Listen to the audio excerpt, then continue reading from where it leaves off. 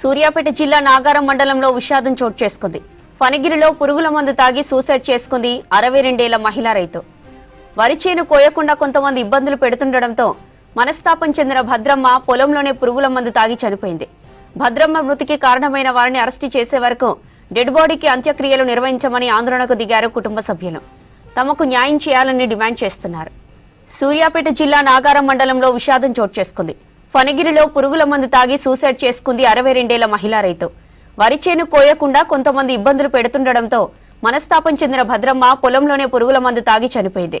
భద్రమ్మ మృతికి కారణమైన వారిని అరెస్టు చేసే వరకు డెడ్ బాడీకి అంత్యక్రియలు నిర్వహించమని ఆందోళనకు దిగారు కుటుంబ సభ్యులు. తమకు న్యాయం చేయాలని డిమాండ్ చేస్తున్నారు.